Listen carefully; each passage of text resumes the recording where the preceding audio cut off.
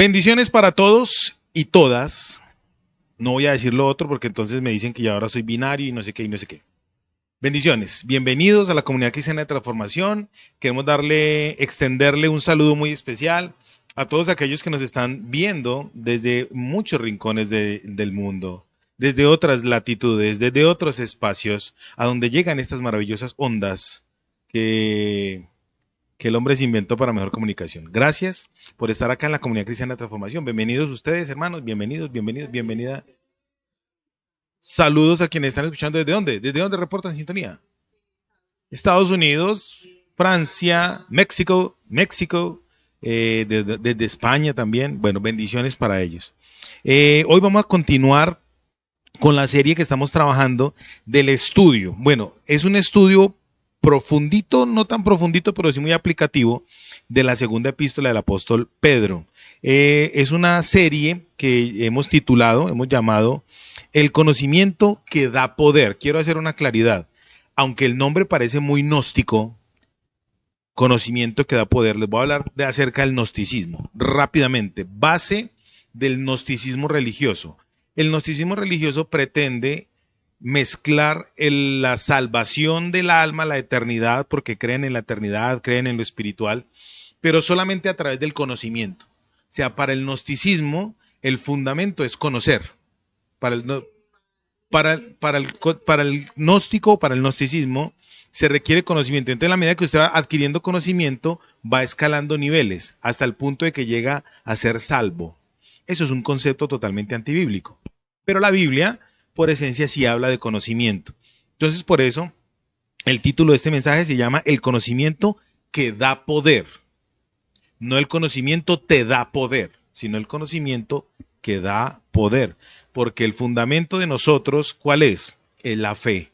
El fundamento de nosotros no es el conocimiento, el fundamento de nosotros es la fe. Pero el conocimiento nos muestra el desarrollo del poder divino de Dios, según este pasaje que está escrito en la segunda epístola del apóstol Pedro a toda la iglesia. Entonces ya con esta aclaración, porque es una fe de ratas, hace en el mensaje pasado no lo hice, pero hoy sí lo quiero hacer. Entonces el conocimiento que da poder. Segunda de Pedro, capítulo 1, versos del 1 al 7. Y vamos a desarrollar, hoy nos vamos a centrar en el verso 4. Hay tres cosas ahí que quiero... Exactamente, y así vamos a ver, porque el que viene para el próximo mensaje, hermoso.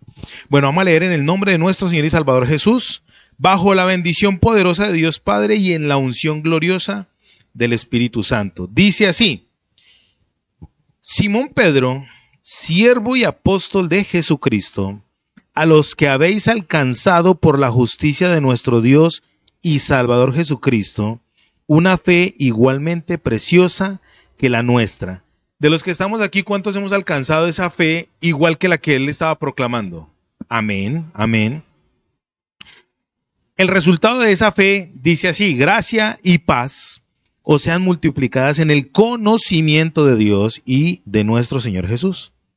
Como todas las cosas que pertenecen a la vida y a la piedad, nos han sido dadas por su divino poder mediante el conocimiento de aquel que nos llamó por su gloria y excelencia, por medio de las cuales nos ha dado preciosas y grandísimas promesas para que por ellas llegases a seis participantes de la naturaleza divina, habiendo huido de la corrupción que hay en el mundo a causa de la concupiscencia.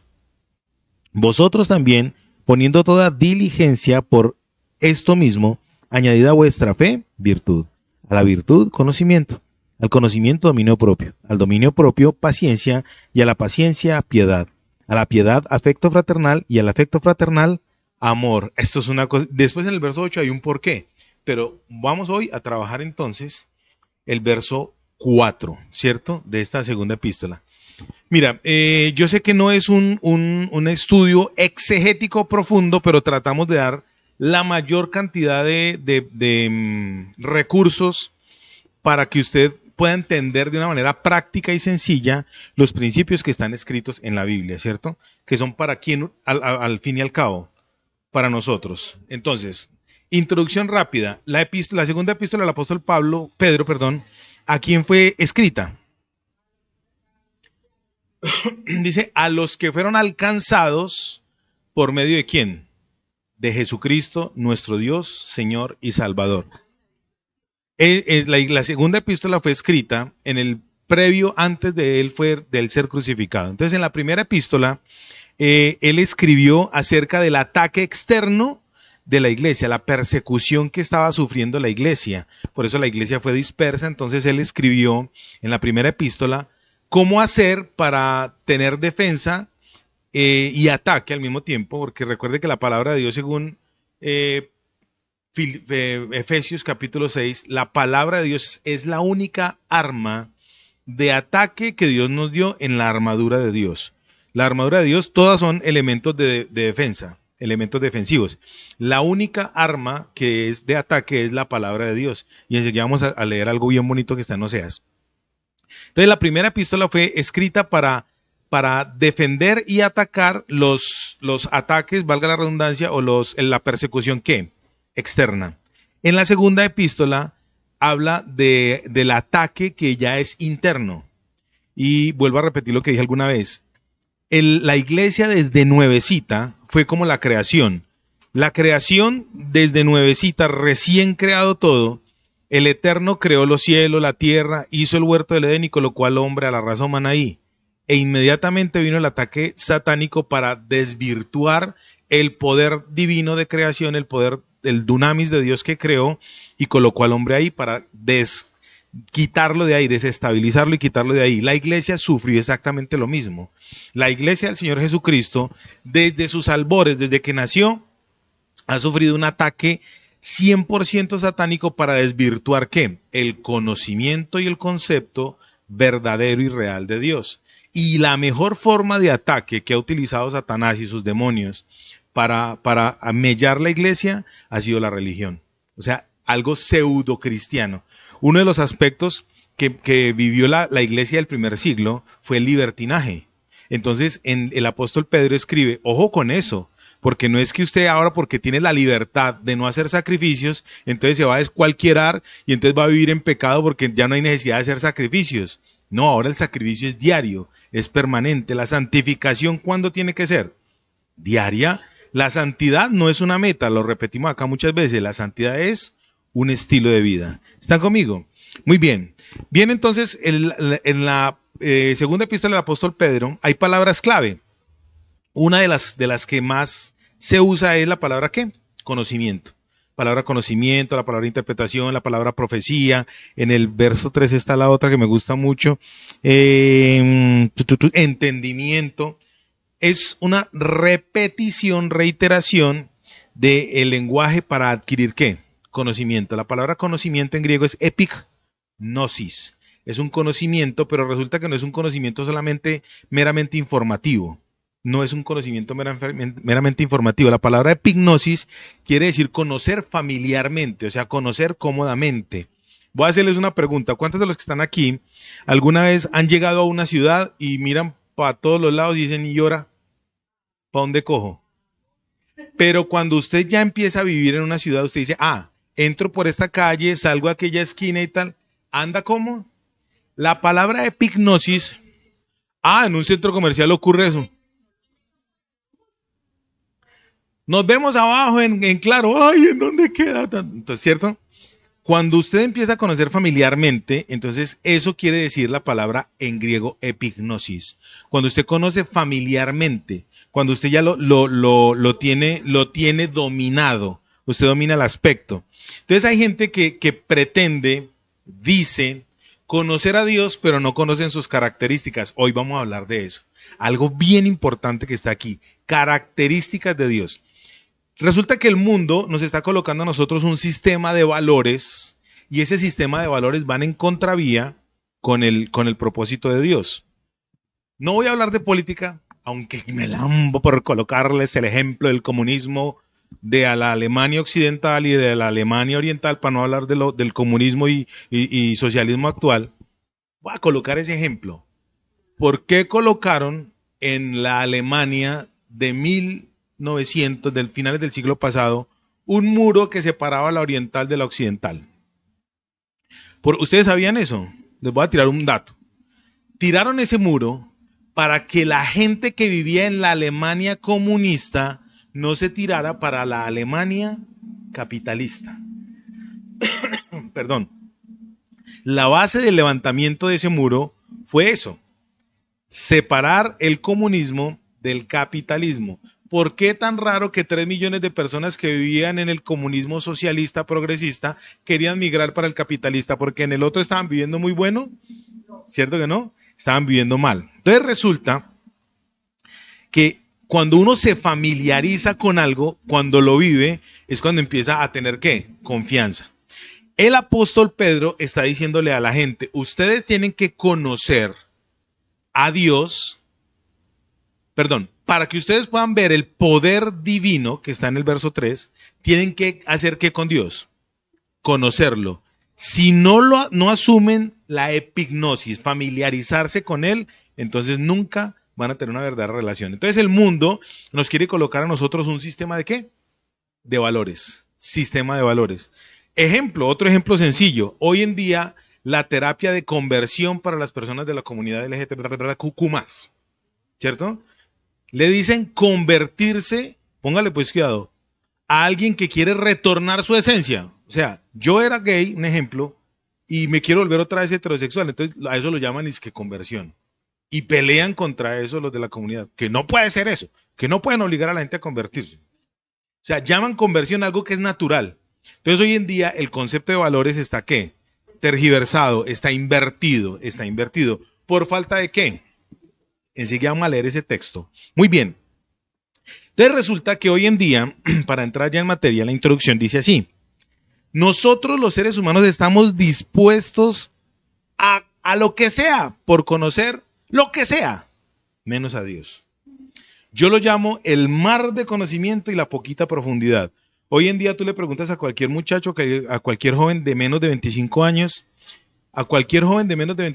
le preguntas cualquier tema y él simplemente se mete a su sexto miembro, que es el celular, y te contesta en el resumen, pero profundiza en eso. Entonces, es un mar, hablan de eso, un conocimiento como oceánico. Ah, sí, de lo que quiera, pero profundícelo. Nulos, ¿cierto? Entonces yo lo llamo la generación del océano, pero el poquito conocimiento. O sea, un océano de conocimiento, pero en una profundidad pequeñita. Entonces queremos hacer lo que sea por el conocimiento. Sí. Están vacíitos, muy vacíitos en sus conceptos. Y lo que más me gusta a mí de la Biblia es que la Biblia nos da conocimiento, pero conocimiento ¿con qué? Por eso la palabra es bien interesante, con familiaridad, con fundamento. O sea, tú para llegar al centro, ¿cómo puedes llegar? Y si tú tienes el conocimiento y dices, no, puedes coger un bus que va para el centro, puedes coger el metro, puedes coger un taxi, puedes coger una moto. O sea, cuando hay conocimiento se habla esporádicamente,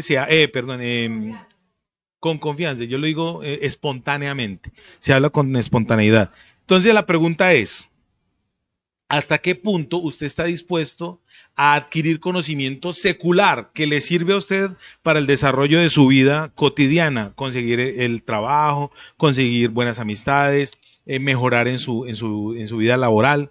¿Hasta qué punto está usted en su profesión? ¿Hasta qué punto está interesado usted en adquirir ese tipo de conocimientos? Yo le pregunto esto y usted va a decir, no mucho. Pero viene la otra pregunta: ¿hasta qué punto usted y yo estamos comprometidos, interesados en conocer más acerca de la verdad de Dios? Ahí es donde la pregunta empieza a ser dura, porque no es fácil. La verdad no es fácil. A mí lo que más me encanta de Dios es que Él nos lo facilita todo a nosotros y nosotros somos los que no lo hacemos. ¿Están conmigo? ¿Hasta qué punto estamos? Bueno, entonces dice en el verso 4. Dice, vamos a leer el 3 y el 4 para que tenga asonancia. Dice, como todas las cosas que pertenecen a la vida y a la piedad nos han sido dadas por su divino poder, mediante el ¿qué? Conocimiento de aquel que nos llamó por su gloria y excelencia, por medio de las cuales nos ha dado preciosas y grandísimas promesas. Ahí hay una coma.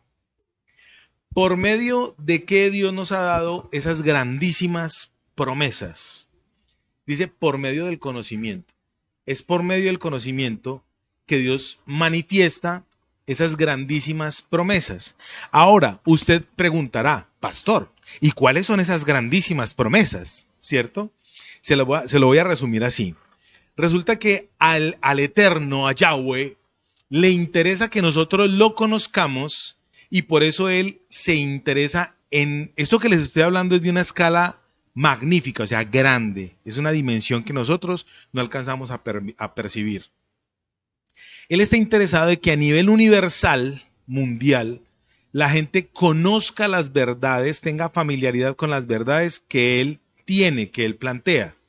Y una de las primeras es la siguiente. Los conceptos de los sistemas de valores que están acudiendo actualmente van en contra de ¿quién? De Dios. Van en contra de la santidad. Uno. Siempre que se habla de Dios, se habla de ¿qué? De santidad. Entonces vamos a empezar a mirar virtudes de Dios. Una de las virtudes más grandes de Dios es que Él es ¿qué? Santo, ¿cierto? Otra de las grandes virtudes de Dios, que a mí es de las que más me gusta, que está en Génesis, que es muy práctica, Él es un Dios creativo. Él es un Dios creador y Él nos ha dado a nosotros, nos ha colocado, imputado esas mismas características. Otra característica de Dios es que Él es un Dios perdonador. Otra característica de Dios es que es un Dios justificador. Entonces, ¿qué pasa? Él quiere que todos conozcamos esas condiciones de Él. Él quiere que nosotros conozcamos esas características de Él, esas características de Él. Entonces resulta que para poder mirar esas características, primero tengo que hacer ¿qué con ellas? Familiarizarme, conocerlas. Ejemplo, el niño que sabe que el papá lo perdona, ¿cómo se porta? Como un cochino, porque como sabe que el papá lo perdona, entonces se porta mal. Resulta que eso es algo que va ¿en dónde? En la naturaleza del ser humano. Nosotros sabemos que Dios nos va a perdonar y ¿cómo nos portamos? Como ese culicagado cochino que no le hace caso al papá, que no le, en fin, porque sabe que tiene una ¿qué? Cualidad que puede extorsionar, exprimir del papá, que es muy misericordioso, que es paciente, que es pasivo, que le gusta el bienestar. ¿Ustedes alguna vez se habían puesto a... Mira, esa es la palabra clave que tenía aquí, propiciación. ¿Por qué? Porque resulta que necesito que ustedes vean la caracterización de los valores divinos a los valores que el mundo está colocando. Voy a colocar solamente 3 ejemplos. El primer principio de Dios o sistema de valores de Dios y el sistema de valores del mundo.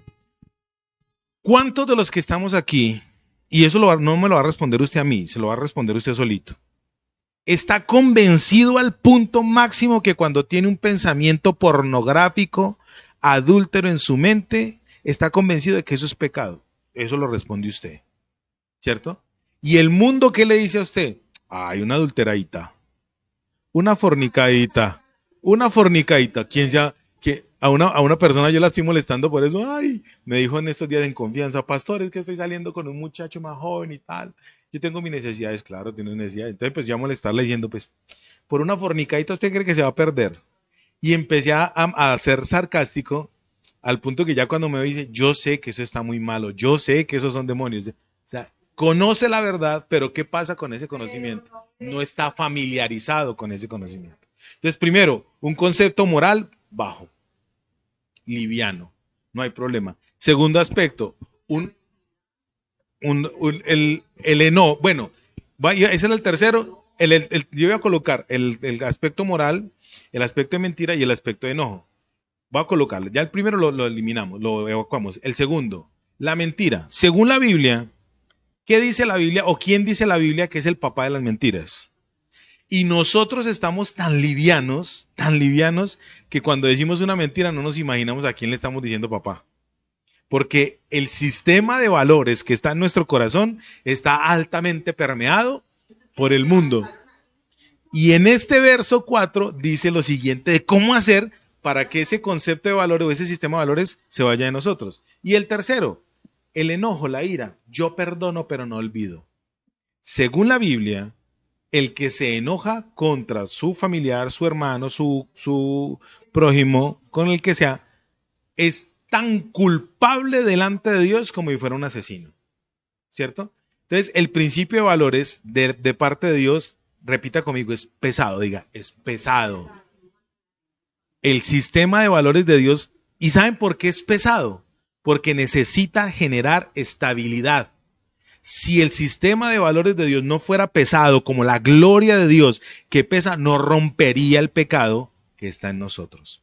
Entonces resulta que en el verso 4, cuando dice que el conocimiento de Dios nos da a nosotros algo importante aquí, a los que Él llamó, a nosotros nos da certificación de sus promesas. Ahora resulta que el llamado aquí viene con algo que identifica. Cuando dice en la parte final del verso 3, cuando dice que nos llamó por su gloria y excelencia, cuando dice nos llamó, la palabra llamar en el griego no es de decirle, oíste, vení. No es. La palabra llamar es colocar un sobrenombre. La palabra llamar es colocarle a esa persona un distintivo. Por ejemplo, tú te llamas José, ¿yo cómo te digo? Entonces siempre te he dicho Chepe y eso ha contagiado a otros que te digan Chepito, ¿cierto? Entonces ese no es tu nombre, pero es una forma en que yo te identifico. La familiariza, exactamente. Entonces aquí la palabra llamar de parte de Dios es colocar un qué, un sobrenombre. Y eso te hace dar qué, identidad. No cualquier, ay Pati, ay Pau, ay Dianis. No, no, no, no, no, no, no. Exactamente. Y eso hace parte del qué, de la epignosis. Si no hay familiaridad, entonces el conocimiento es un conocimiento ¿qué? Netamente formal.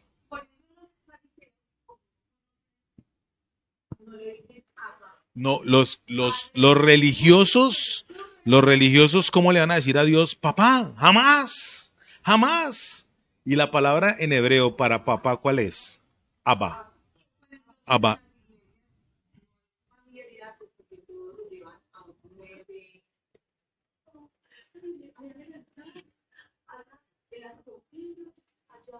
Ay, ay, no, ay, esa persona se montó al altar en tenis, esa persona se montó al altar, ese pastor no trajo corbata, ay, se rasgan las vestiduras.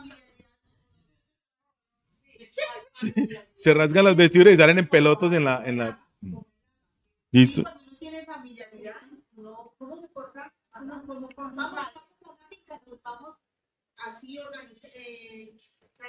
Tranqui, descomplicados. Listo. Bueno, muy bien. Exactamente, porque hay que identidad, confianza, familiaridad. Ay, yo les voy a contar una anécdota rápida. Yo conocí hace 30 años una muchacha, era mi grupo cercano. No voy a decir que se llamaba Joana, porque muy malo banderearla. Entonces resulta que esta muchacha se maquillaba mucho, se maquillaba muchísimo. Y era muy bonita. Usted la viene con el maquillaje y no, eso era un espectáculo de mujer. Y un día nos fuimos para una finca. Y obviamente en la finca ella no tenía maquillaje. Y entonces nos metimos a la piscina y tal. Y cuando ella salió de la piscina, pues obviamente estaba sin maquillaje. Y yo dije, ay, ¿usted quién es? Por molestarla. Entonces me dijo, ay, pues bobo, soy Joana. Y le dije, ojo, si ven una cara por ahí flotando en la piscina, es la cara de Joana. No había que con conocimiento. ¿Listo? Entonces resulta que en el verso 4 dice, por medio de las cuales nos ha dado preciosas y grandísimas promesas. ¿A quién Dios le ha dado promesas? A los que nos, ¿qué? Llamó. A los que nos llamó y nos está dando el conocimiento para poder conocer el poder divino, ¿sí o no? Ahora, según este pasaje, ¿cuál cree usted, amado santo de Dios, que son las promesas que Dios nos ha dado? Aquí vale jugar. Si usted lee Biblia, usted sabe qué promesa le ha dado Dios a usted. Si usted tiene comunión con la palabra de Dios, usted sabe. Y si no, pues de hoy va a empezar a hacerlo. Póngale pues cuidado. ¿A cuántos de los que están aquí conmigo, algún momento leyendo la Biblia, Dios le dijo, voy a hacer esto y esto contigo en la Biblia? Yo les voy a colocar mi ejemplo y me perdona que me coloque como ejemplo. Dios me dio una promesa que está en Josué capítulo 1, versos del 6 al 9. Dice, esfuérzate y sé muy valiente porque tú repartirás a este pueblo por heredad la tierra que yo le juré a sus padres que le daría a ellos. Solamente esfuérzate y sé muy valiente para cuidar de hacer conforme a toda la ley que mi siervo Moisés te mandó que hicieras. Mira que te mando que te esfuerces y seas valiente. Ajá, para mí esa fue una promesa que Dios me dio. Yo estaba nuevecito en el Evangelio, llevaba un par de meses, yo no entendía absolutamente nada, yo solo sabía que el Eterno me había hablado, ya, ¿cierto? Y en la medida que fui creciendo, entonces, por ejemplo, este tipo de mensajes, este tipo de textos, me confrontan. Entonces, ¿cuáles promesas? Y no dice, ay, estas promesas, y te haré, y haré de ti una nación grande, y te bendeciré, y te prosperaré, y si traes 100,000 a la iglesia, te daré 1,000,000, y si traes 1,000,000, te daré 10 millones. No, no, no, no. Me habla de otro tipo de promesas más fuertes. Resulta, amados, que las promesas que Dios da, según la Biblia, son las siguientes para él convocar. Recuerdan que ahorita les dije que él a nivel mundial se encarga de mostrar. La primera promesa que Dios nos dio a usted y a mí para que lo conozcamos a él y conozcamos su carácter y el sistema de valores en el cual él camina es el perdón de nuestros pecados a través de la persona de Jesucristo. El principal es ese, dice, porque de tal manera amó Dios al mundo que entregó su Hijo unigénito para que todo aquel que en él cree no se pierda, mas tenga vida eterna. Entonces, una de las promesas que Dios nos da, ¿cuál es? La eternidad. Mira, la redención, la justificación, la glorificación, el poder, la regeneración. Esas son las promesas que por fe usted y yo, ¿qué hacemos?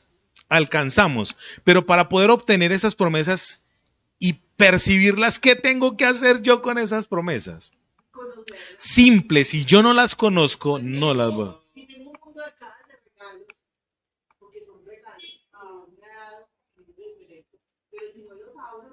Nunca voy a saber cuáles son los regalos. Estamos acá hablando por el interno. Si ustedes quieren saber de lo cuando yo hago silencios que estamos hablando acá, si quiere saber, tiene que animarse y venir.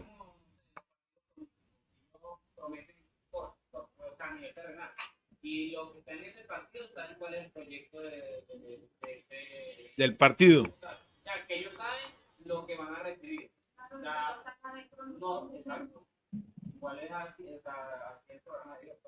Así es el programa de Dios.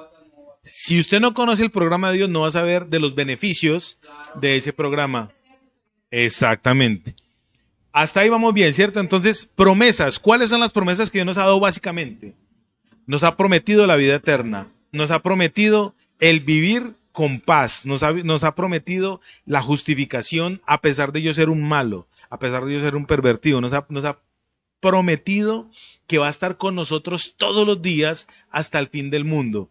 Si usted conoce esas promesas, ¿por qué no se ha apropiado de esas promesas? Porque le hace falta, santo de Dios, todavía aprender a afianzarse más en ellas porque estamos más interesados en conocer otras cosas que en conocer las promesas de Dios para nosotros. ¿Están conmigo?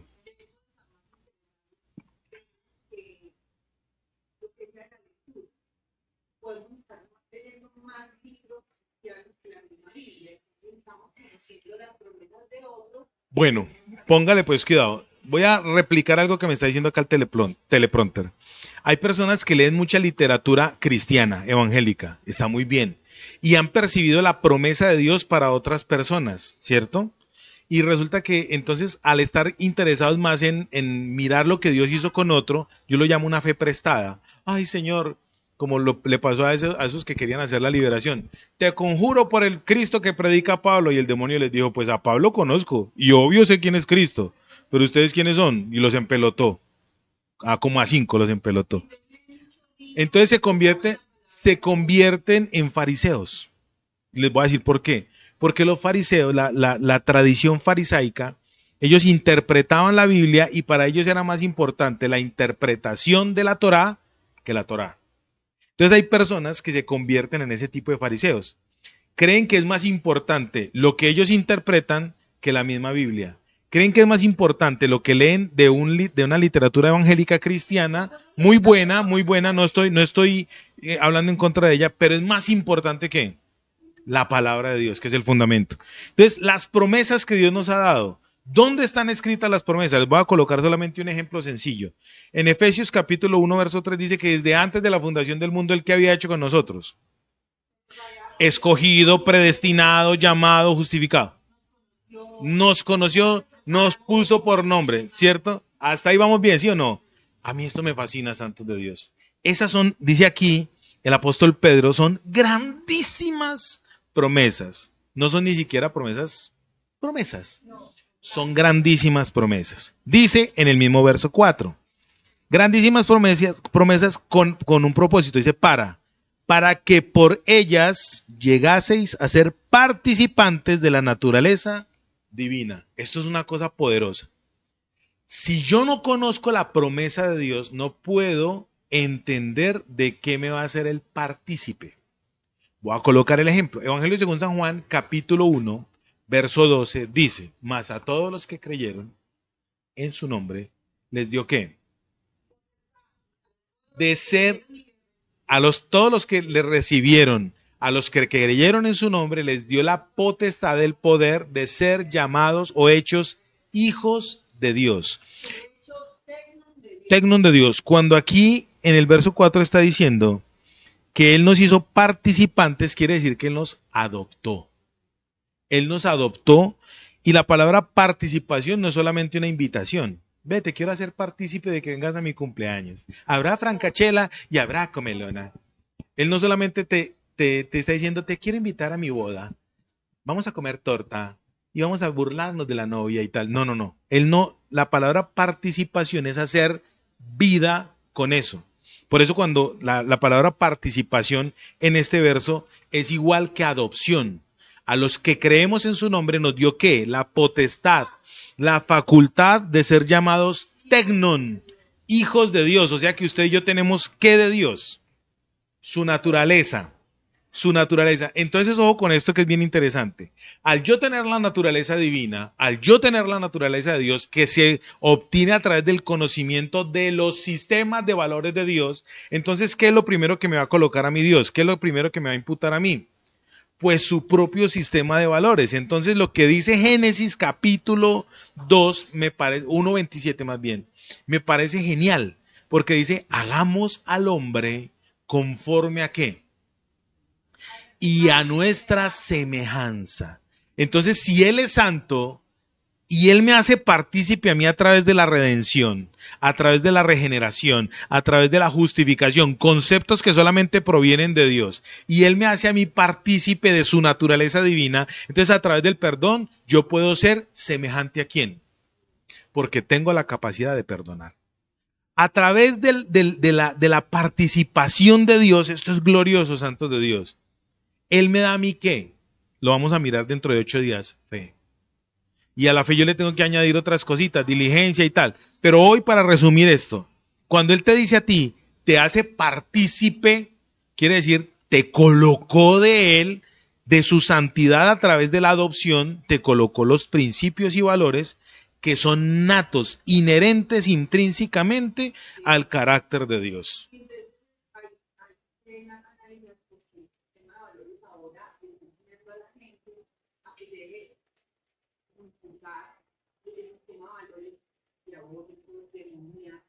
Ideológicos. Dijo María Salazar, la senadora de Estados Unidos, que la guerra que hubo hoy pues que hubo en estas elecciones en Estados Unidos no era una guerra entre dos candidatos, era una guerra entre dos ideologías, porque resulta que el sistema de valores del mundo que quiere implementar, colocar e imputar en la gente, perversidad, quiere colocar concupiscencia. Aquí dice en el verso 4 al final que hemos huido.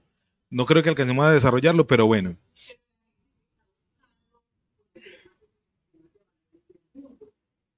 Porque son fáciles. Son fáciles.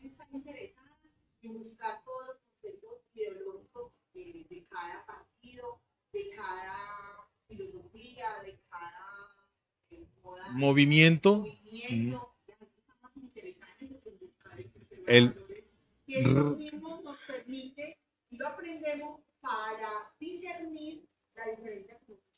obvio, porque aquí está diciendo poder.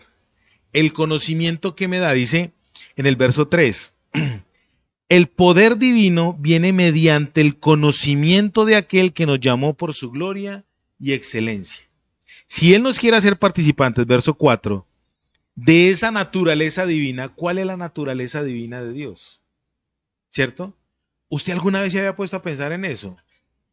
¿Qué tanto le estoy buscando yo? ¿Qué tanto estoy escudriñando yo? ¿Qué tanto estoy interesado en conocer la naturaleza divina de Dios que Él ya la colocó en mí?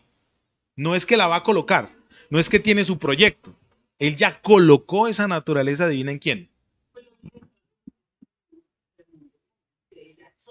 Ya son, ya son.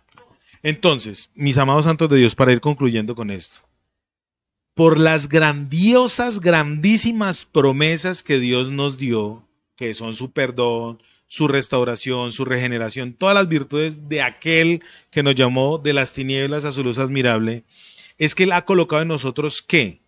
Imputado en nosotros su naturaleza divina. Ahí donde viene voy a colocar solamente un ejemplo. Es que yo a mi hermana no le perdono por nada en el mundo.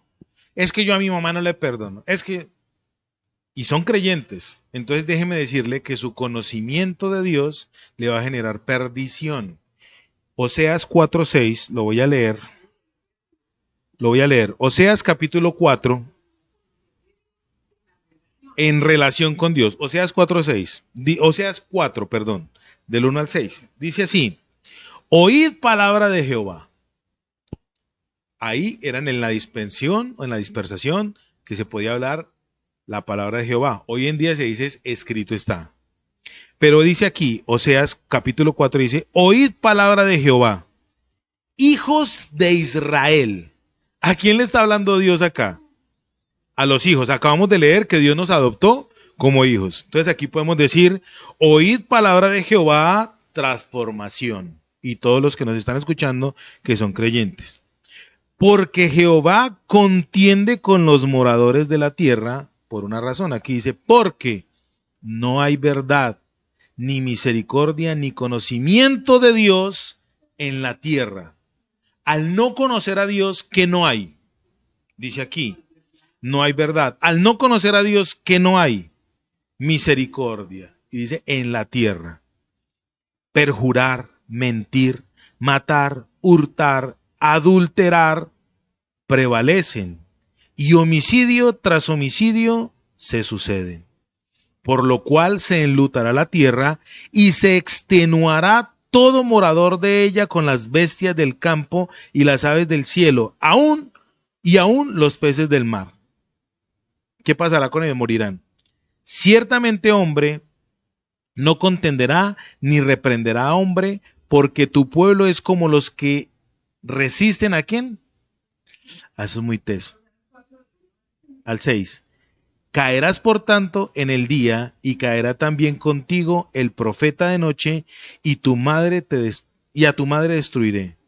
Viene la razón por la cual esto va a ocurrir. Mi pueblo fue destruido porque le faltó conocimiento. Y dice, por cuanto desechaste el conocimiento, yo te echaré del sacerdocio. Y porque olvidaste la ley de tu Dios, también yo me olvidaré de tus hijos. Recuerde lo que hablamos en Pedro. La palabra clave en Pedro es ¿qué? Conocimiento, entendimiento, profecía. Y mire lo que dicen en esta profecía. Que lo que genera la falta de misericordia, la falta de perdón, lo que genera la falta de verdad, ¿qué es? La falta de conocimiento. Yo no quiero que Dios, si conociéramos a Dios, según este pasaje, si conociéramos a Dios, nos comportaríamos como sacerdotes de Dios. Pero nos encanta esa promesa que cuando nos dicen, he aquí Rambo saca la bazuca y te dice el Señor, Jehová ha dicho, te dice el Señor, porque mi siervo eres tú y te escogí para que seas sacerdote de las naciones. ¡Oh! Eso ahí mismo le sacude la emoción al que sea, ¿cierto? Pero según la Biblia, el Señor no dice, ya escrito está, el Señor ya dijo, o sea, ya el Señor lo prometió. Entonces el Señor, ¿qué dice que tú eres? Primera de Pedro, ¿qué dice Primera de Pedro? Capítulo 3, que ustedes ¿qué? Nación santa, real sacerdocio, pueblo adquirido, ¿cierto? Ya Dios lo dijo, ya Dios lo estableció. Capítulo 4 de Mateo y capítulo 4 de Lucas, cuando el Señor Jesús está siendo tentado por Satanás, no le dijo, aquí, Satanás, Jehová te dice que te caerás como el cielo, como un rayo. No, escrito está, al Señor tu Dios adorarás. Escrito está, no solo de pan vivirá el hombre. Escrito está, porque, ¿cierto? ¿Usted y yo tenemos conocimiento de la palabra? Difícilmente. Difícilmente. ¿Por qué a veces a usted y a mí nos pasan tantas cosas? Mire, usted y yo estamos viviendo, según Oseas, en un juicio a nuestro sacerdocio porque no tenemos conocimiento de la práctica de la palabra de Dios. Según Oseas, hay destitución, pérdida de una investidura porque hay ¿qué? Desconocimiento. Entonces hay gente que dice, antes la salvación se pierde. No, la salvación no se pierde. Usted está en el proceso de conocerla. Si llegó el tiempo de su partida y nunca la conoció, nunca fue salvo. Nunca fue salvo. Exactamente. El que es salvo, mira, se llama la experiencia intrínseca. La experiencia intrínseca dice que el que pertenece a Dios, ¿qué quiere hacer con Dios? Se quiere relacionar con Dios, lo quiere conocer. El que no conoce, no le importa. Así que hoy surge una pregunta ya para esta conclusión. ¿Le importa o no le importa? Si le importa, es una buena marca de que usted va por el camino que...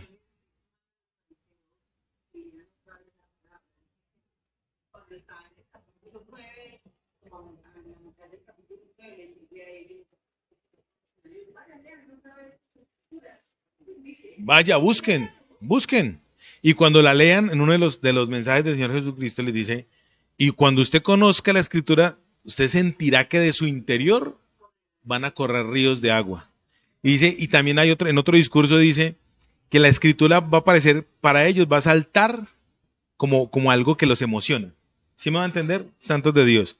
Entonces, para concluir esta parte del verso 4, porque no la alcanzamos a desarrollar todos, quedamos en participantes de la naturaleza divina. Nos falta la parte final que es habiendo huido. Y ahí hay dos aspectos. Huir del mundo porque el mundo coloca sistemas, pero no vamos a hablar de eso. Usted, no, me demoro.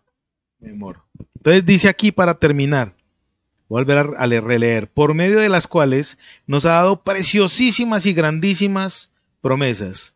¿Será que las preciosísimas y grandísimas promesas de Dios se pueden tan siquiera mirar? Y Dios nos las ha colocado a usted y a mí. O sea, Él quiere que usted y yo tengamos intimidad. Así como fue en el huerto de Edén con Adán y con Eva, Él quiere hacer actualmente con nosotros. Por eso propició que Jesucristo en la cruz del Calvario fuese muerto una vez y para siempre, para que a través del sacrificio redentor, de la sangre expiatoria de ese cordero inmolado en la cruz del Calvario, pudiésemos acercarnos ante el trono de la gracia plena, tranquila y sobre todo confiadamente, para poder hallar un socorro que oportuno. Eso nos lo ha dado Dios a ustedes. Mire, a mí eso me emociona. Yo sé que de pronto a ustedes no, pero a mí sí me emociona. A mí sí me emociona mucho saber que la naturaleza divina de Dios está en mí. Y hay algo interesante. Si a usted le dicen, Paulita, regálame 10 virtudes tuyas y 5 defectos, lo inviertes, saca 50 defectos y 2 o 3 virtudes. ¿Por qué? Porque todavía estamos familiarizados es con la naturaleza vieja, no con la naturaleza divina. Si usted me pregunta a mí, yo hoy digo, yo soy santo. Y es algo de lo que nosotros peleamos acá. Ay, es que usted es un maldito pecador. Obvio, pero soy un santo. Soy un santo que peca. No soy un pecador que se santifica. Claro, de hecho la iglesia...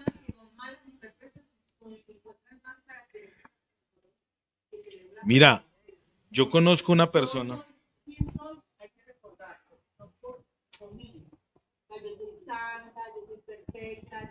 Sí, quiero hacer la claridad. Cristo mora en mí, al Él estar en mí, pues toda la naturaleza divina, la imputación de la divinidad, ¿en dónde está? Yo soy santo, no porque ay me lo merezca. Numeral el empoderado. Alexander el más santo. No, es porque la santidad de Dios me alcanzó. Yo perdono porque el perdón de Dios me alcanzó, ¿cierto? Yo soy justo porque la justificación de Dios me ha justificado. Yo no juzgo porque Dios ya me juzgó. Ah, no, se la creen, o sea, esa gente está en la película. Mira,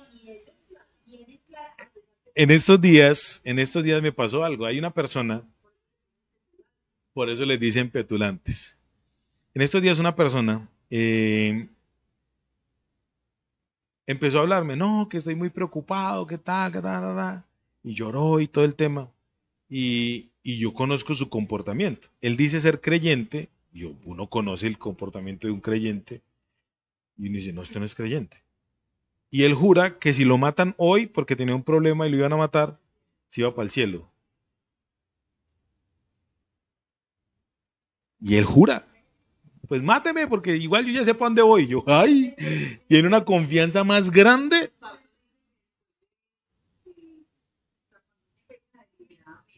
Ya no hay sacrificio, sino una horrenda expectación de muerte. Claro. Santos de Dios, entonces que nos quede hoy, en resumen, la práctica, obvio. No has huido, según este pasaje, no has huido del mundo y sus principios y sus concupiscencias.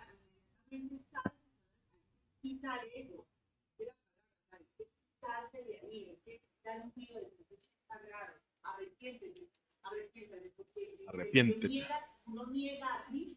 con sus acciones. Dios es muy misericordioso. Entonces, si yo tengo la naturaleza divina, o sea, soy participante de ella, vuelvo y les digo, no es solamente una invitación. La palabra participar quiere decir activamente estar ahí. Activamente estar ahí. Entonces, usted es santo, ¿por qué? Porque Cristo lo hizo santo. Usted es perdonado porque Cristo lo hizo perdonado. Usted está siendo regenerado porque ¿quién lo está regenerando? El Espíritu de Cristo. Y eso se hace en un proceso de ¿qué? Epignosis, conocimiento familiar. Conocimiento familiar. El Señor le dijo al profeta, al sacerdote al sacerdote el cual el profeta le estaba profetizando, por no conocerme, por no estar en relación conmigo, su sacerdocio le fue quitado. Y por haberme olvidado, yo lo voy a olvidar. Hasta su mamá lo va a olvidar, dice ahí en el texto. No, yo anhelo antes que el Señor cuando me vea, amiga, eso, papi. Todo bien, Alexander. Venga para acá, mi Alexandercito. Entra el gozo de su Señor. Que Dios nos ayude, hermanos, a motivarnos. A motivarnos porque ya tenemos la naturaleza divina de Dios. Satánico, dejar de escuchar el sistema satánico, la culpa. Recuerde que la condenación de quién viene, el señalamiento de quién viene, la culpa es satánica, es el mismo Satanás que está diciendo.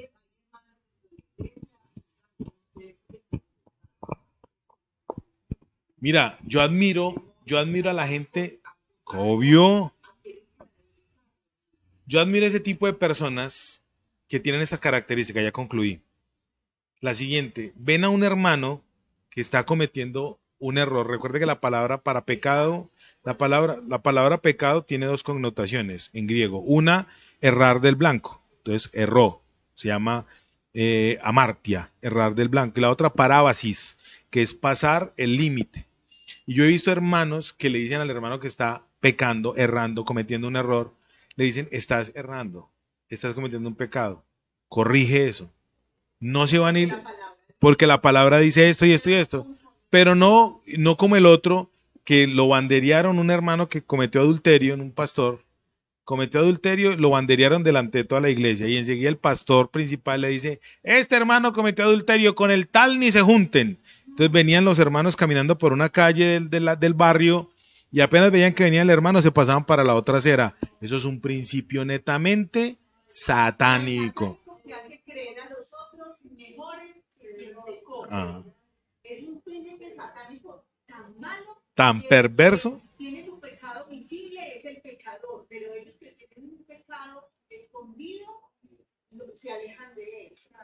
Una vez alguien me dijo, hermano, es que usted es un adúltero. Y yo estaba predicándole a un poco de gente. Eso, nunca se me va a olvidar ese hermano, que Dios lo bendiga, ojalá ya se haya muerto. No sé, yo estaba predicándole a un grupo de personas, tenía como 35 personas, y empezó a decirme, hermano, usted es un adúltero. ¿A mí usted cree que me afectó que me hubiera dicho adúltero? Me llamó, no, él no me llamó, él me dijo, Alexander, usted es un adúltero. Y yo, "Uy".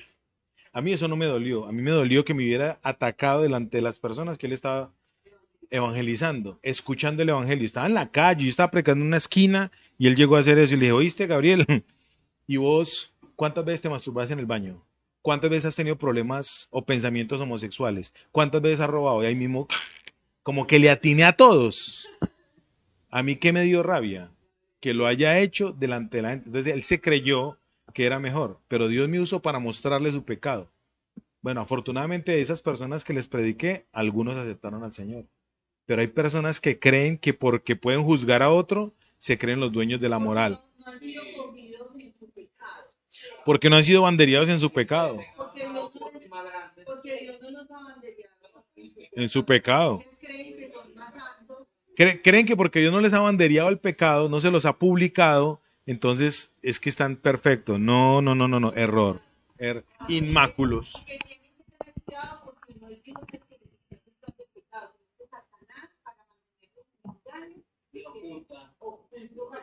Es más, yo les voy a decir una cosa, cuando Dios lo expone a uno, es por el bienestar, es porque quiere que uno crezca. Al que le gusta mantener el pecado oculto, es a Satanás. Entonces Satanás es el que no deja que se le vea el pecado para mantenerlo perdido. Ay, qué miedo. Padre, yo te doy gracias en el nombre de Jesús. Gracias, Dios mío, por tu palabra, que es viva, eficaz y más cortante que cualquier espada de dos filos. Gracias por mis hermanos que la escuchan y yo te ruego que a nosotros esta verdad nos cambie nuestra personalidad, nuestro carácter